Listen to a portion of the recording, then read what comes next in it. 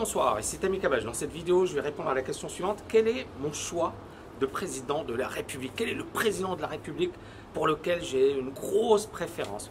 Alors comme vous le savez, j'avais fait récemment une vidéo sur François Fillon, sur le scandale François Fillon.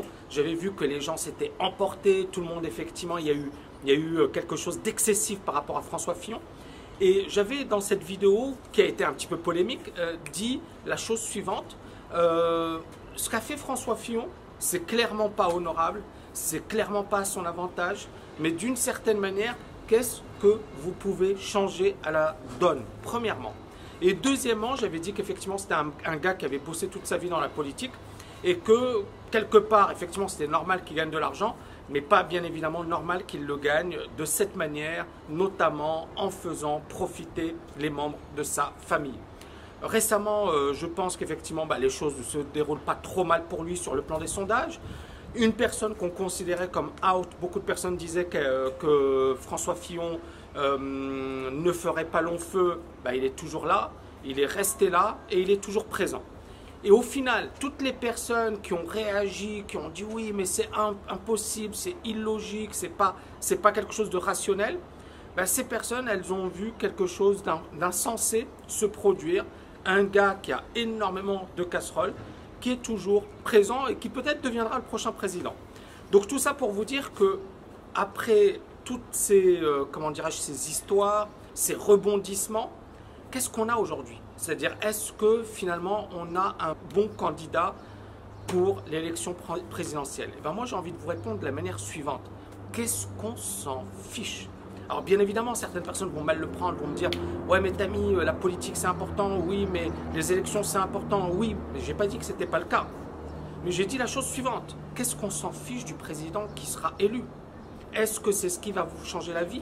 Est-ce que c'est ce qui vous permettra de devenir libre financièrement? Est-ce que c'est ce qui vous permettra d'avoir une meilleure vie? Je reprends le blogueur ou le vlogueur américain Gary Vaynerchuk qui a dit la chose suivante. Une personne lui a posé la question, lui a dit « Oui, mais si c'est Trump qui est élu et pas Hillary Clinton, etc. » Et Gary Vaynerchuk a répondu la chose suivante « Mais tu es stupide, you are a moron. Si tu penses qu'un homme politique va changer ta vie et qu'effectivement, que ce soit Trump ou Clinton, ça va changer radicalement la donne en ce qui te concerne, tu as rien compris. » Un homme politique, je ne dis pas qu'il n'a pas une importance, mais un homme politique ne peut pas avoir une influence à très court terme. D'accord? Un homme politique, généralement, il va mettre en place une politique, mais les politiques qui vont avoir un impact à long terme, ce sont des politiques, effectivement, qui sont des politiques structurelles et qui auront un impact dans 10 ans, 15 ans, 20 ans. Vous voyez ce que je veux dire? C'est-à-dire que les effets de la politique, vous ne les aurez pas aujourd'hui. Donc, à partir de là, est-ce que vous voulez attendre 15 ans, 20 ans que la donne change ou est-ce que vous voulez aujourd'hui reprendre les choses en main? Premièrement. Deuxièmement, un homme politique, il est élu, notamment en France, pour 5 années. 5 années, c'est rien. En 5 années, on ne peut pas faire grand-chose. Beaucoup de personnes critiquent les politiques, etc. Moi, je n'aimerais pas être à leur place. En 5 années, on ne peut pas faire grand-chose. Parce qu'encore une fois, et on l'a vu à plusieurs épisodes, par exemple, et à plusieurs moments de l'histoire économique. Moi, je me souviens, par exemple, du CPE, contrat première embauche. Dominique de Villepin fait passer une loi. D'ailleurs, c'est passé difficilement. Que proposait Dominique de Villepin? Il disait, ok, la chose suivante. Le taux de chômage des jeunes est très élevé. 25%, 50% dans les banlieues. D'accord? Donc, on est sur des chiffres très, très importants. Pourquoi les jeunes ne sont pas embauchés? Ils ne sont pas embauchés pour les raisons suivantes.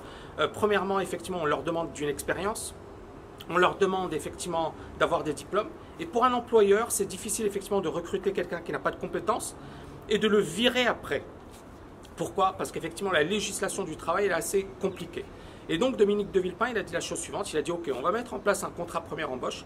Ce contrat première embauche permettra aux chefs d'entreprise de recruter des jeunes pour une durée de 2 ans. Ce sera l'équivalent d'un CDD, mais CDI amélioré. Et puis, à la fin de la période de 2 ans, si l'employeur n'est pas satisfait, il va remercier le jeune. Sinon, il le gardera. De toutes les manières, pour le jeune, l'avantage, c'est qu'il aura une expérience professionnelle. Pour l'entreprise, ça lui coûtera beaucoup moins cher, elle aura beaucoup moins de charges sociales, donc elle se permettra de prendre le risque. Cette loi a été effectivement rejetée par beaucoup de personnes. Je me souviens beaucoup de personnes, notamment de la gauche, notamment les jeunes, qui disaient oui, non mais c'est honteux, mais on veut pas avoir effectivement un boulot au rabais, c'est dégueulasse.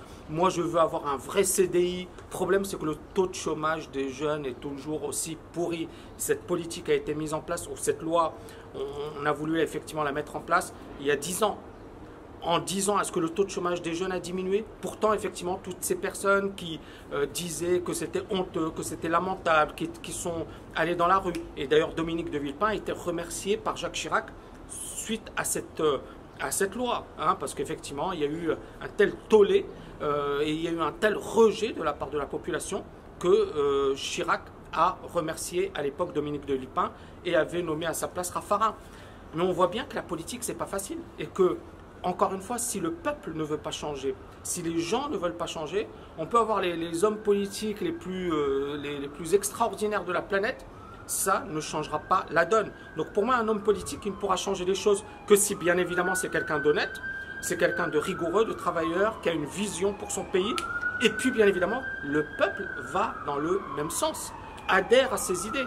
C'est pour ça qu'il faut un travail de pédagogie, c'est-à-dire qu'on ne peut pas mettre en place des politiques sans que derrière il y ait un vrai travail d'éducation, de cultiver les gens, leur montrer effectivement, leur donner les arguments, mais de manière solide, ce qu'essaient de faire les hommes politiques, mais malheureusement on le voit, les arguments qui sont finalement des arguments opportunistes prennent le dessus. On n'est pas dans la raison, on est beaucoup dans l'émotion. Les hommes politiques mettent en avant le côté émotionnel plutôt que le côté rationnel.